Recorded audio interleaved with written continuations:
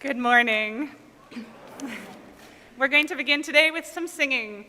Our sung prelude today is called Courage, My Friends. This is an anti-apartheid protest song.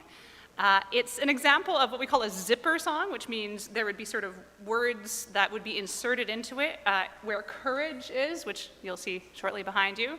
The person who calls out the song might change that word to something else that is going to move the protest, that is moving to people. So it's kind of call and response. It'll sound like this. I'll go first, and then you'll repeat after me, and then we'll do the final line together. So, courage, courage, my friends. And then all of us, you do not walk alone. Let's try that together. You do not walk alone. Back to call and response. We will walk with you and sing your spirit home. Let's try from the top. Courage,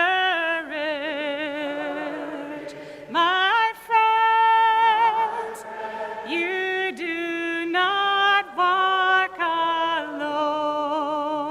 We will walk with you and sing your spirit home. Resilience,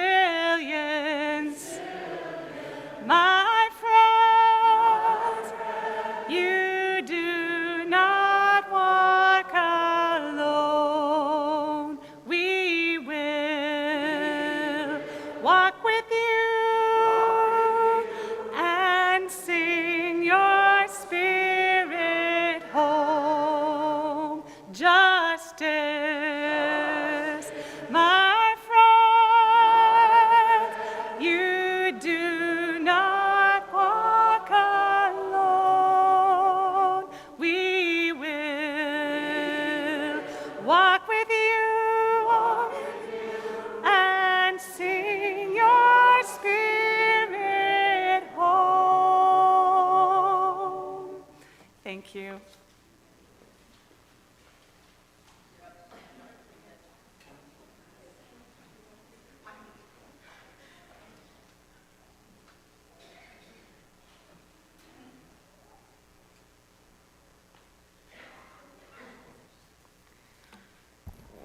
Good morning, everyone. I am Jody McIntosh. I am just going to fill in for Amy and do the board announcements today. The board is pleased to announce that at its meeting this past Wednesday, it approved Lark Daigle, Amanda Joint, Sarah Rotz, and Daniel Rock as members. We look forward to their involvement and contributions to the life of this congregation. There are still boxes of leftover books. Sorry, I should have paused for that. Thank you. There are still boxes of leftover books from Fall Fair on the wall outside room 2 downstairs. Also, there are boxes of CDs, cassette tapes, and DVDs under the cover by the west entrance, which is the parking lot entrance. Please help yourself to anything you would like, and please take some to your favorite bookstore, thrift store. The Journey Group continues to meet on the first and third Tuesdays of the month. The next meeting is December 2nd, where the topic of communities of care will be introduced. Please see the flyer or Amma Lily at the back of Worship Hall after the service for more information.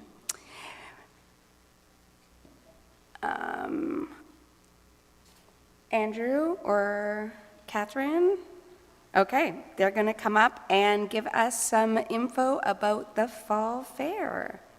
It wouldn't have taken place without the help of hundreds of volunteers, but there is one who deserves special thanks. Please join me in thanking Catherine for her months of work. Is Catherine here? And now I'd like to invite Andrew Drake, who will lead the Fall Fair financial team to provide us an update on the financial results of last Saturday's extravaganza.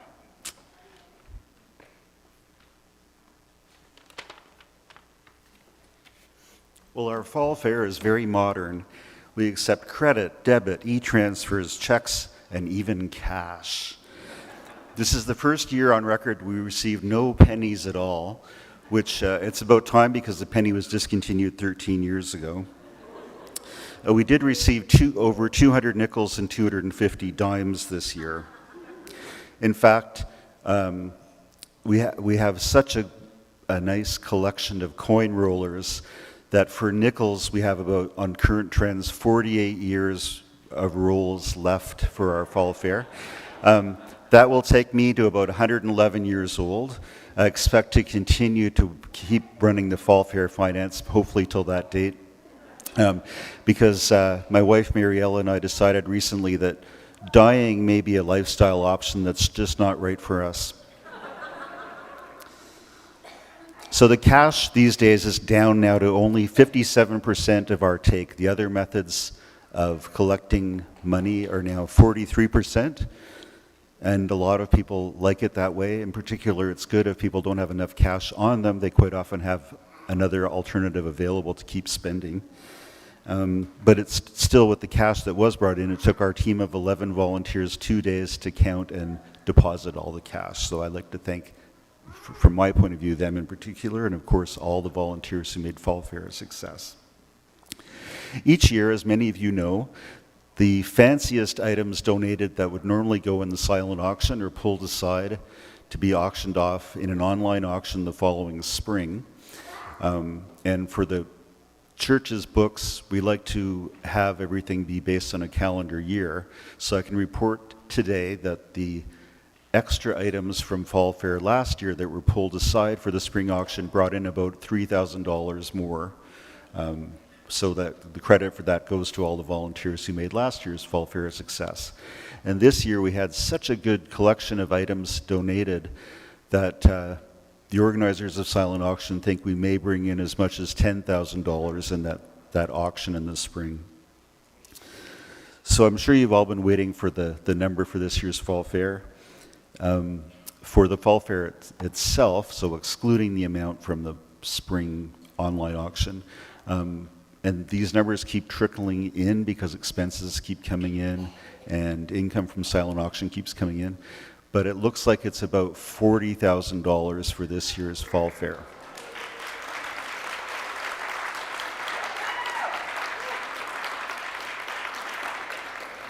So that's slightly up from last year, which is nice. Next year we're looking for several positions to be filled, including, most importantly, Catherine Pope is stepping down after 2 years of having run the Fall Fair, so we'll need a new Fall Fair director. So please think about throwing your hat in the ring. Now I'd like to pass the podium over to Phil Nagy, who will update us on the pledge campaign.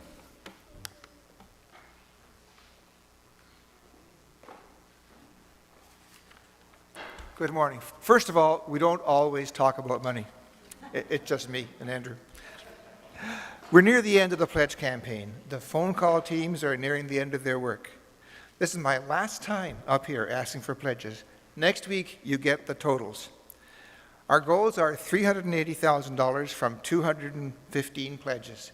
It'll be close. So a few final words. First of all, to everyone who's already pledged, thank you so much. To everyone who pledged last year, that hasn't pledged yet this year, we're asking if possible for an increase of 10%.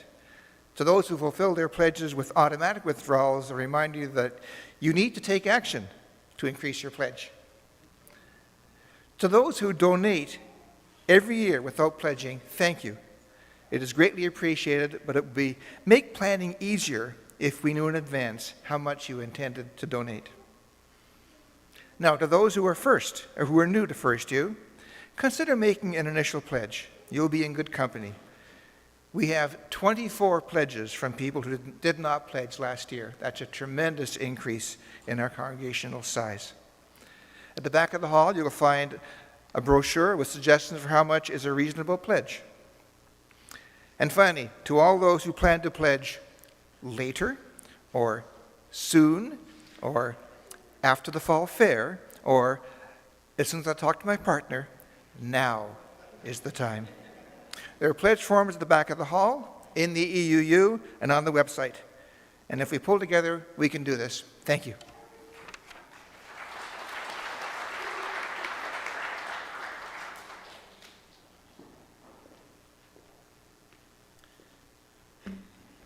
Thank you. Thank you, Andrew. Thank you, Phil. And thank you to this incredibly generous congregation with your time and your talents and your treasures. It's wonderful to be here with you.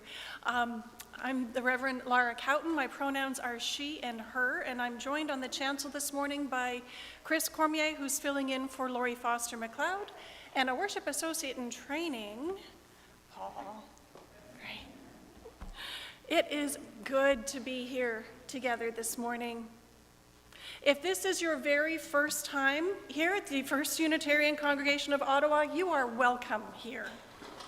And if you've been here for decades, counting the decades, you are welcome here. And if you're joining us online, we see you, and you're also very, very welcome. We know you're in this space with us. If you have come here seeking to be spiritually nourished, you are welcome here. Whoever you are, whatever brings you into this space with us in the sanctuary this morning, whatever you are seeking, know that in this place, your gifts and your wounds are welcome. We hope that you find this community to be a place that helps you find your balance and live lives of integrity, service, and joy. I'd like to extend a special welcome to those of you who are here for the first time today, or maybe coming back for the first time after a long time away. So glad to have you here with us.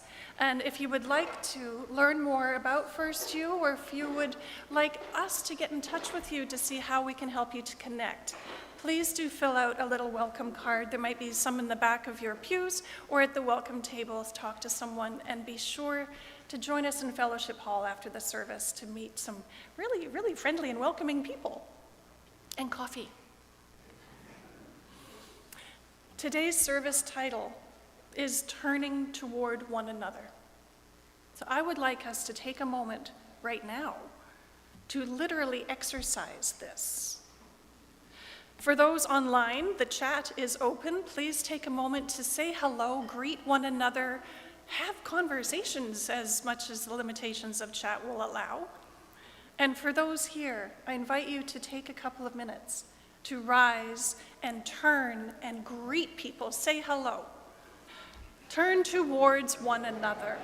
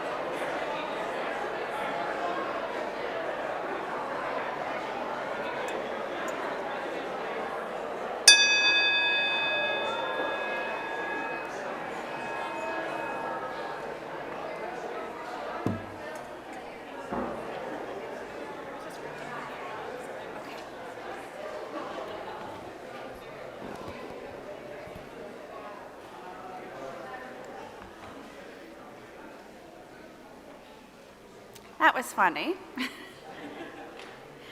So for this morning's service, we have words from the late Ojibwe author, Richard Wagamese.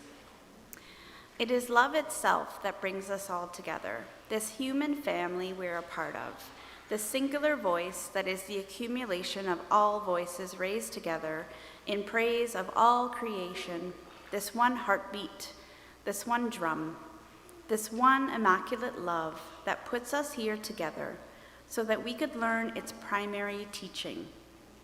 That love is the energy of creation, and that it takes love to create love.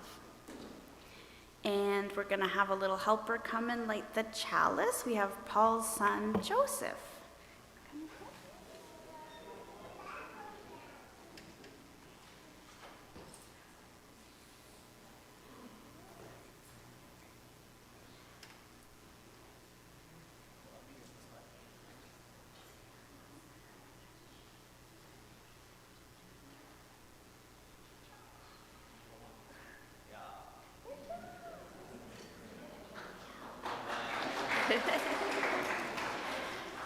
Thanks, Joseph. You did it. We light this chalice as a symbol of our faith, the light of truth, and the warmth of love. Please join us in our chalice lighting song.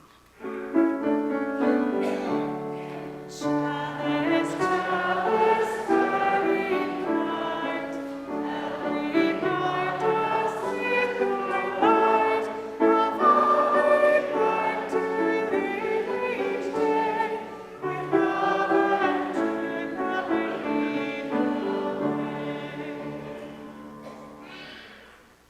the way. I'm just gonna, there we go. Good morning, everyone. Again, I am Jody McIntosh. I'm the Director of Religious Exploration, and I use she and her pronouns.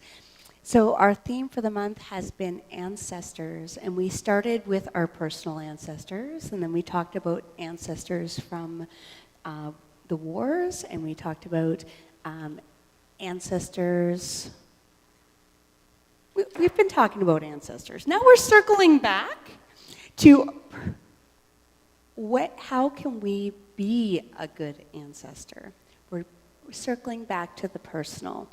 So my book today is called Be a Good Ancestor by Leona Prince and Gabrielle Prince, illustrated by Carla Joseph. So there will be some slides up there, but any of my friends who want to gather here will get to see all the pictures.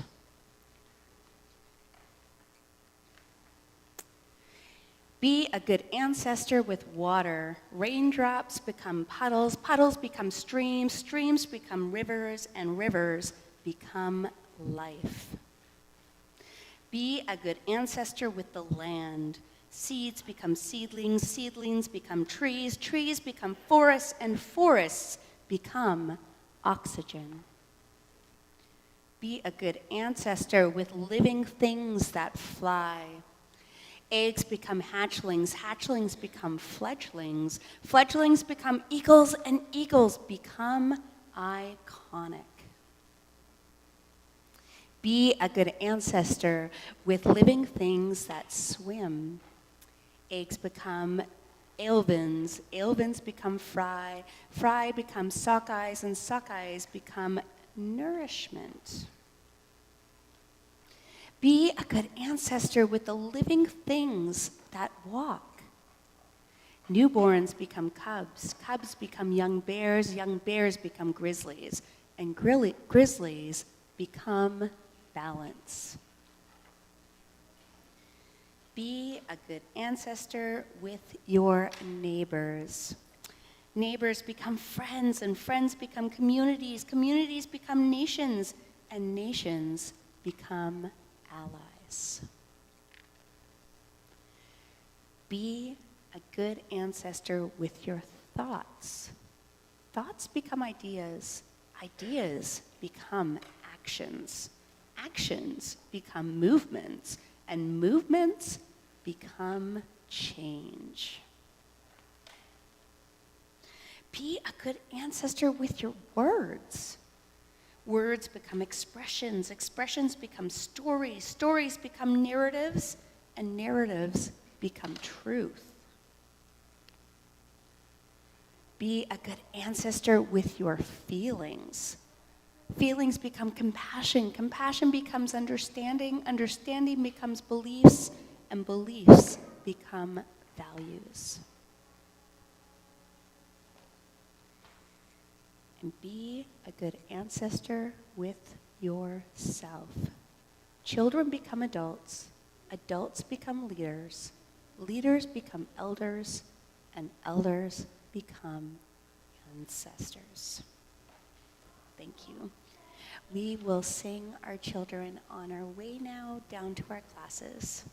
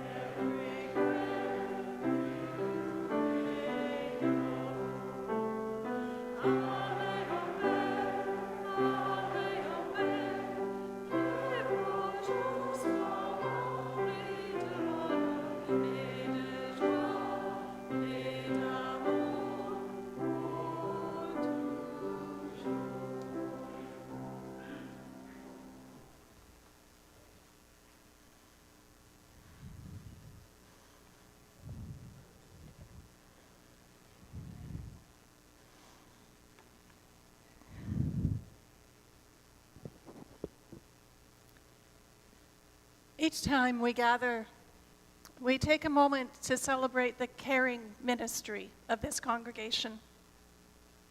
Together we recognize the cycle of life and death, the circle of love, compassion, and witness that is at the center of this and every sacred community. To prepare us to enter into this time together,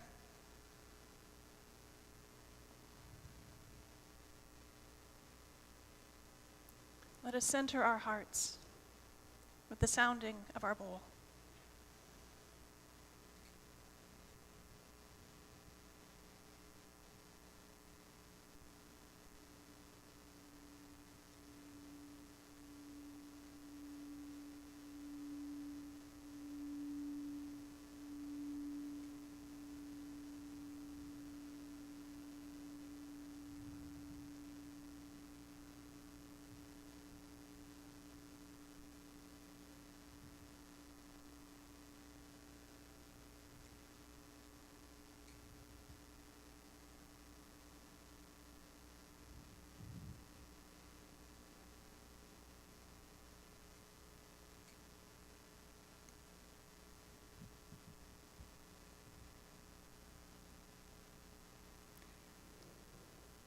It is the tradition of this community to drop stones into bowls of water, symbolizing what we carry in our hearts, the joys and the sorrows, that the ripples of the water may expand out through all of our hearts and be carried out into the communities and the world beyond. Today, from among our community, we have 2 caring cards at the table at the back for your signatures. And we share a stone of joy on behalf of Lee Rose, whose daughter Mickey and her team keep winning during their weekend hockey tournament.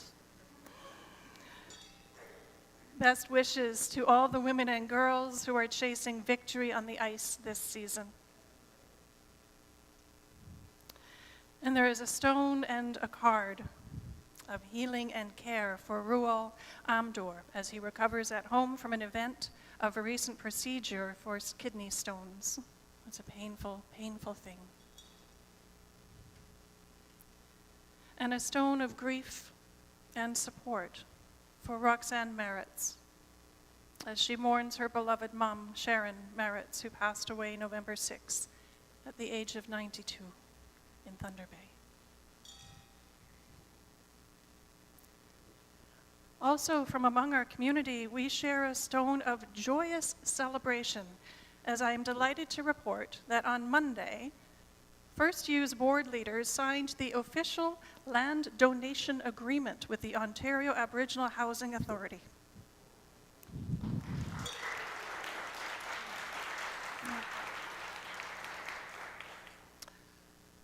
This is a momentous milestone that has been a long time coming. It's been a lot of work. And it reflects our deep commitment to reconciliation. Let us continue that work in good faith. On this day, we also pause during this time of ritual and open hearts to mark an important and somber occasion. Thursday, November 20th, was the International Transgender Day of Remembrance, a day that has been observed, sadly, necessarily, since 1999 to remember and honor transgender people who have died due to violence in the past year. Knowing, too, that there are so many more names that are not reported. In total, there are 363 global reports this past year of fatal anti-trans violence, suspicious death, or suicide. In the United States, there are 67 reported, with 31 of those deaths being caused by physical violence. We drop a stone of sorrow and outrage, and we will name each of the names of the trans people in Canada who were reported to have died this last year. Let the ripples flow through our hearts to send love and affirmation to all transgender people.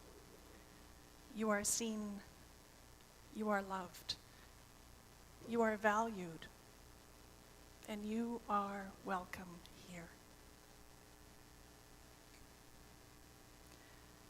A stone for Alice Carrier, age 22, from Montreal, Quebec.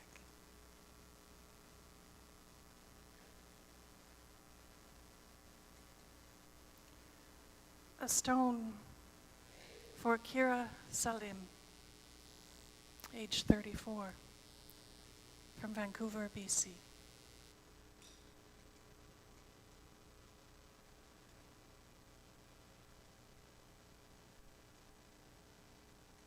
A stone for Blake Wava Quinlan, age 19, from Huntsville, Ontario.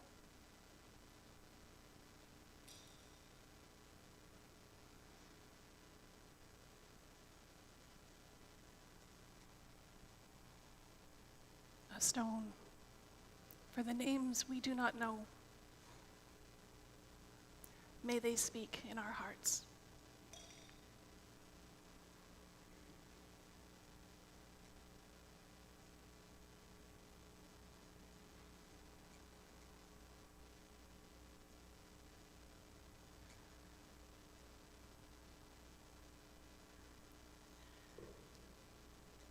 For our reflection in this moment on Trans Day of Remembrance this year, I offer these words by Kimmy Floyd Reish. Beloveds, we were never meant to hide in closets, and we were never meant to be spoken of in whispered corners by a world filled with others afraid of their own reflections. We are from the flame of Channing's truth, Olympia Brown's relentlessness, and Lou Alcott's defiance of societal expectations, and Thoreau's solitude of freedom.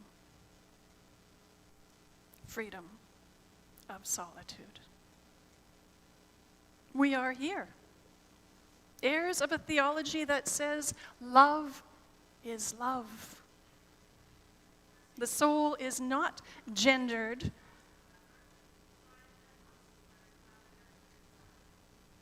that covenants Covenants live in hearts, not courtrooms. Laws can be cruel and narrow, but our faith remains wide and widens still more until every child hears their pronouns in liturgies, and every parent of a trans child hears their congregation reflect back. You are not alone. Can we do that? You are not alone.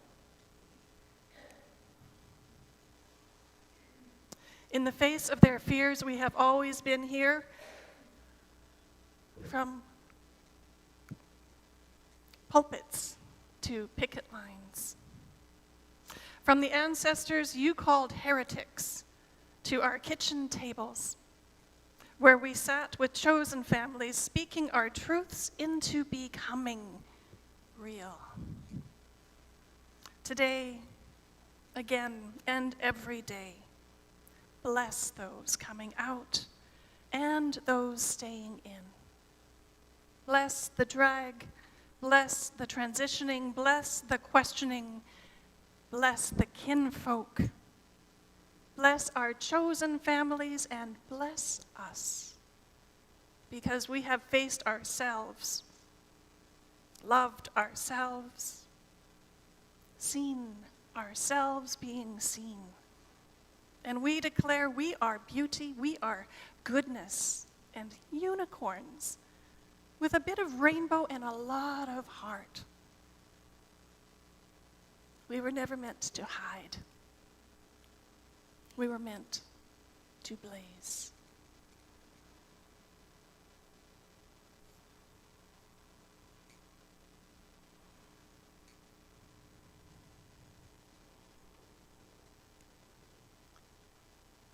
It is a truth of our human condition that on any Sunday, on any given day, we carry in our hearts both the joys and the burdens and the fears and the celebrations of our full lives. I invite you at this time to come forward as you feel called and share with this community through our ritual of stones what you are carrying in your heart today.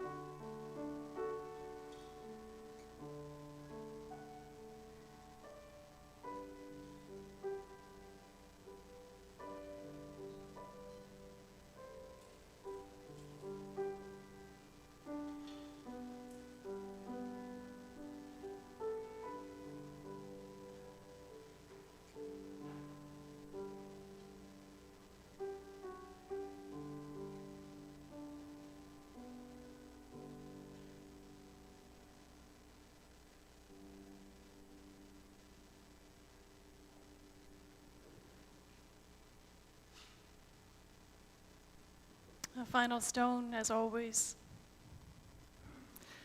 to reflect those unspoken joys and sorrows that we carry in our hearts. May all that we have shared, the burdens become lighter, and the joys be carried through all of us. We'll join now in a time of silence together for our own reflection and prayer.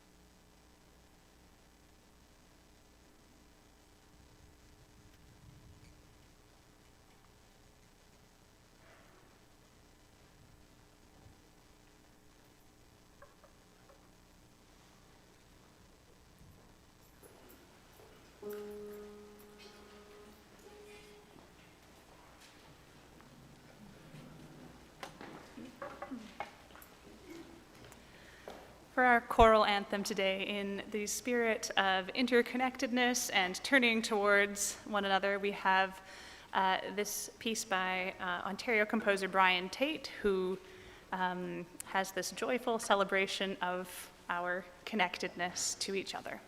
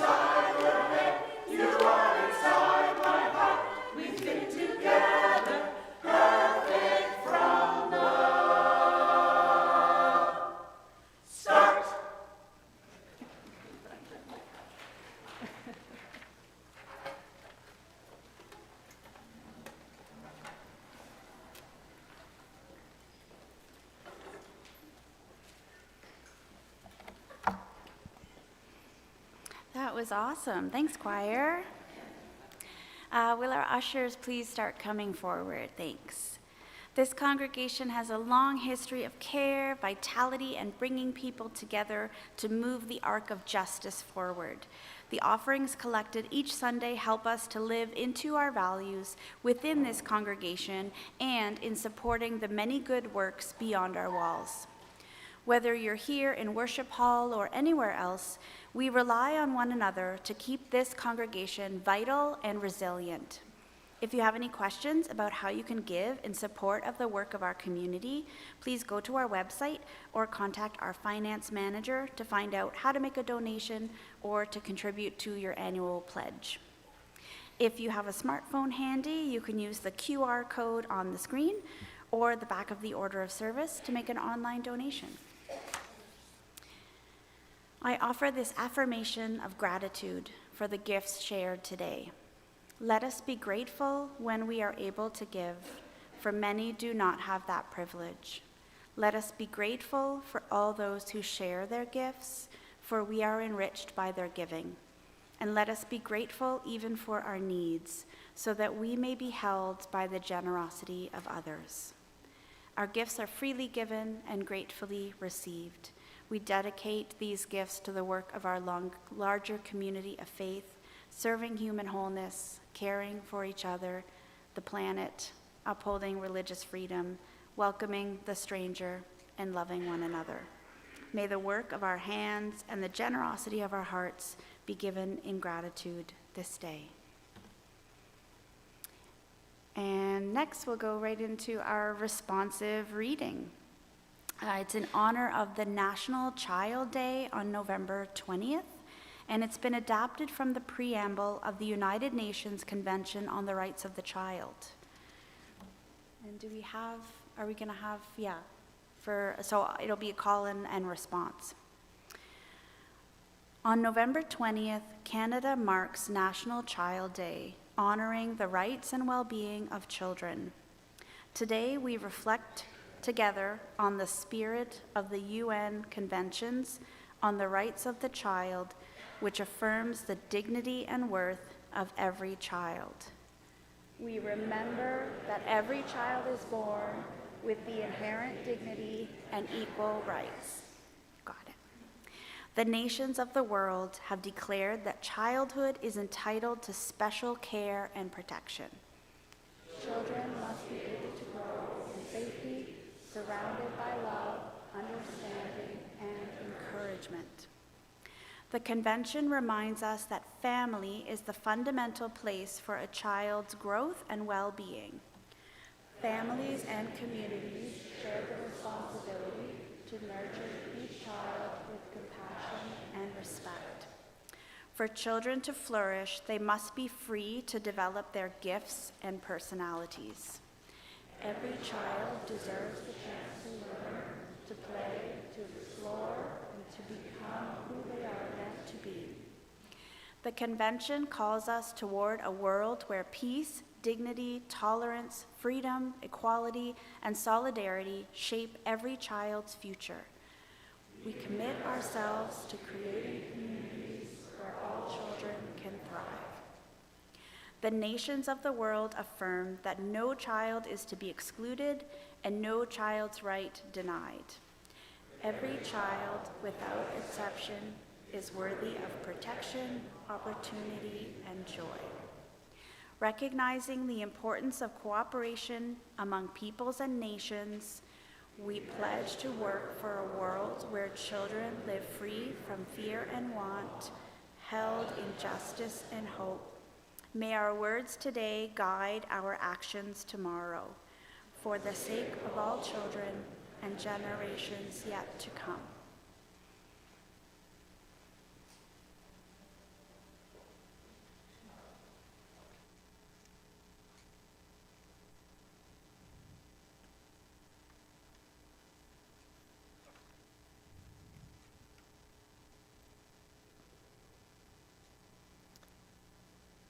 My friends, as we gather this morning, the threads of the past few weeks, the stories of our ancestors, the commitments that we hold to children, to justice, to one another. I invite us once more to take a breath and turn inward for a moment. Today's theme, turning toward one another, asks us what it means to live our values not only in the memory of those who came before, but in service to those who will follow. Let us explore that together. So this month we have been exploring the theme, learning from our ancestors, the gifts and resilience that come to us from the past, and the legacies of harm that we are called to repair. Before I go further, I would like to acknowledge that our service title this morning is shared with the Canadian Unitarian Council's national service that you can view today at 1 o'clock. The theme, also turning toward one another, explores how our relationships across differences strengthen us in a polarized world. The CUC National Service will be co-led by Reverend Nicoline Guerriere, who many of you met during our startup workshop last month. I encourage you to go to the CUC website, find the National Service, and tune in at 1 o'clock today to feel connected with our faith siblings across the country as we turn toward one another. Though today's reflection is my own, I really do encourage you to connect with the CUC partners. So over the past 3 Sundays, we've been reminded that our ancestors are not only blood relations, but all whose lives made ours possible, who have loved us into this space, or the lack thereof has brought us here in one way or another.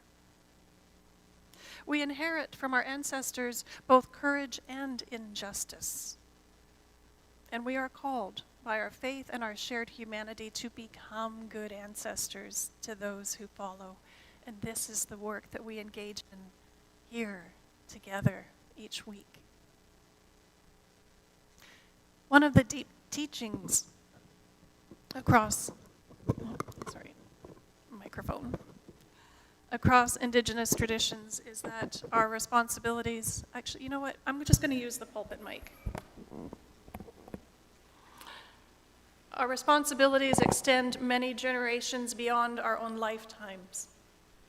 And in that spirit, the board signing of the land donation agreement with the Ontario Aboriginal Housing Authority this week is a small step in the long walk towards right relationship. This land has always been Indigenous land. And in our own congregation, here in this room, we hold settlers and newcomers and longtime Canadians and First Nations people together as part of one growing and thriving and vibrant community. Returning a portion of this land acknowledges truths and shifts how we hold stewardship together. And the housing that will be built here will strengthen the whole community, honoring cultural roots and expanding dignity and sustainability, supporting generations yet to come, and answering for the generations that we are following. Ancestor work invites us to look at the broad picture as well.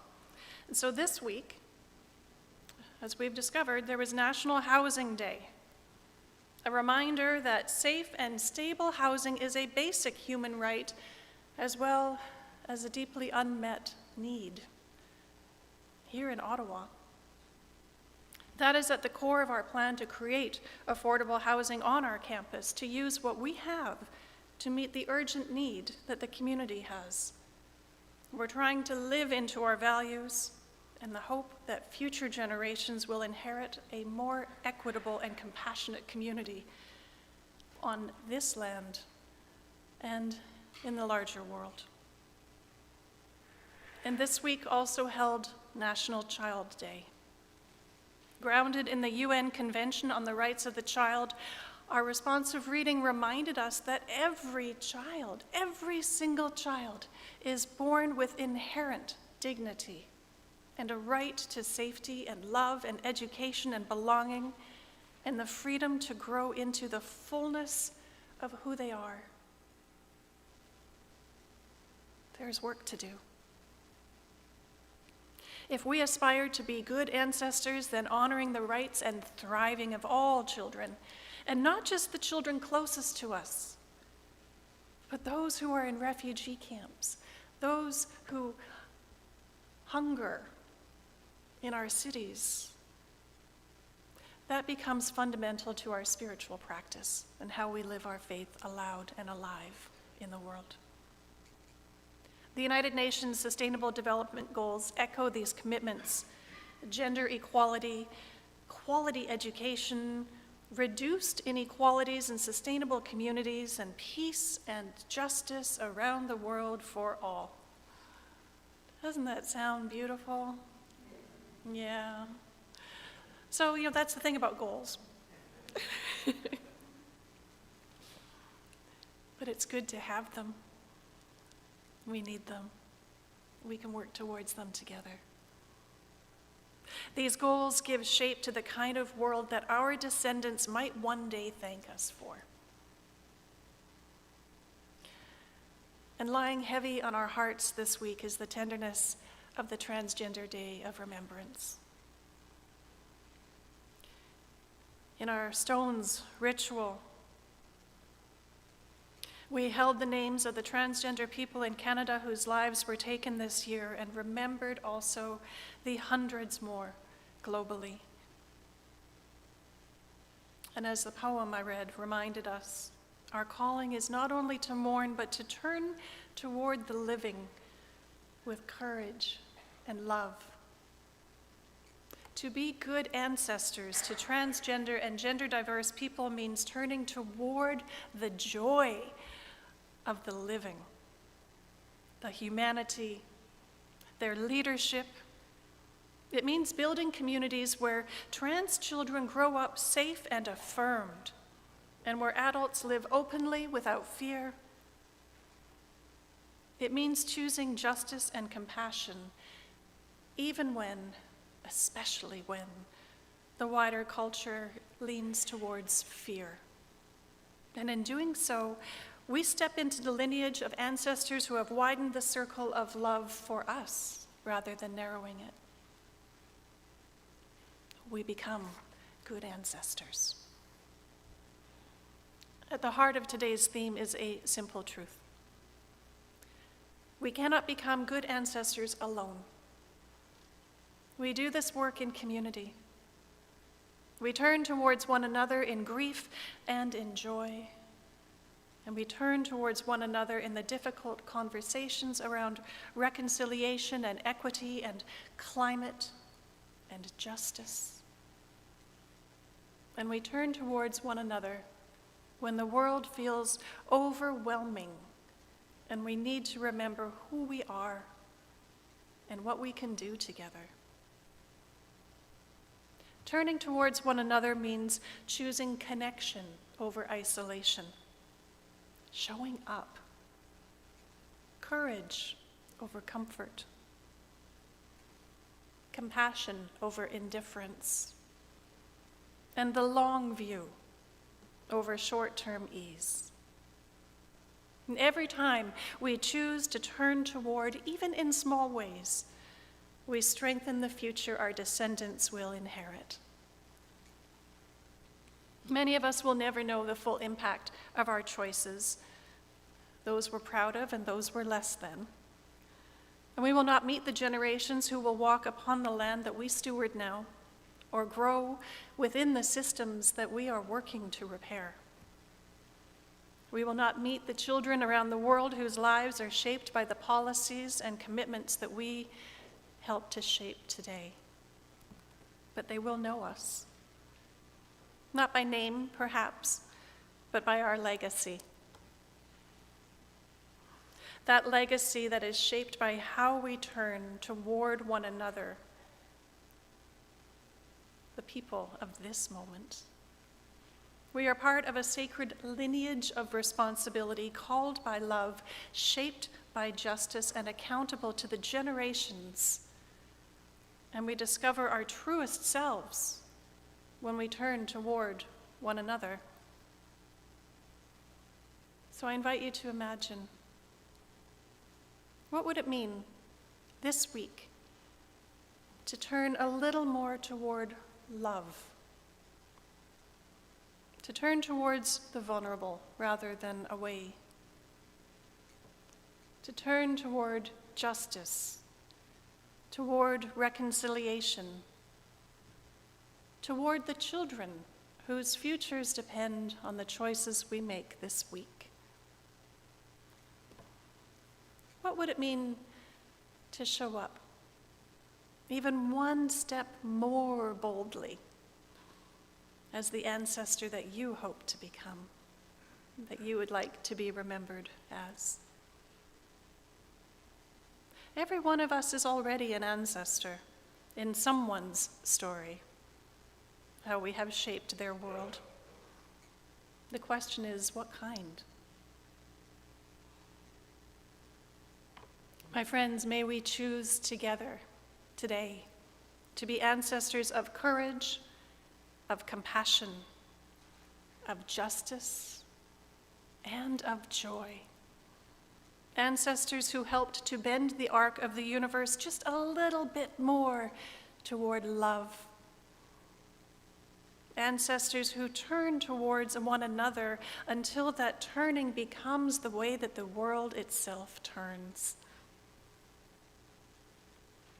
As we prepare to sing our hymn, Love Will Guide Us, may we remember that love is not only a feeling, it is a way of living, a way of choosing, and a way of shaping the world that we are going to leave to those who follow. May love guide us and sustain us. May love lead us to become the ancestors our descendants will one day bless. Let love guide us. Amen.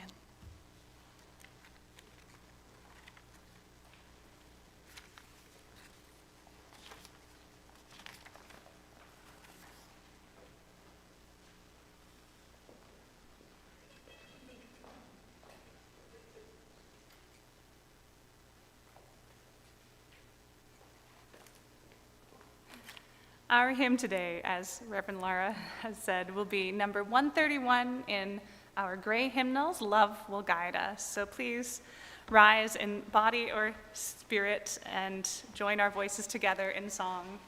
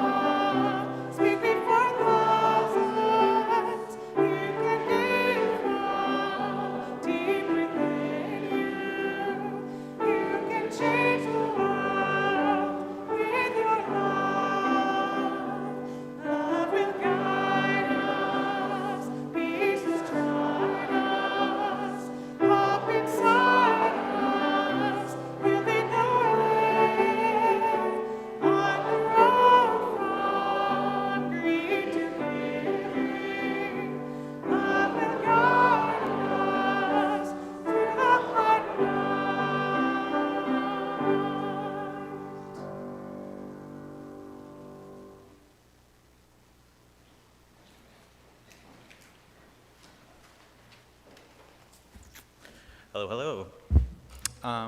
Though Lori could not be here today, I was told to just mention to everybody that she did have time to drop off these amazing little hearts at the caring table that have the trans flag on it, so be sure to stop by and pin one on your shirt. I will just read the extinguishing chalice. We extinguish this flame, but not the light of truth, the warmth of community, or the fire of commitment. These we carry in our hearts until we are together again.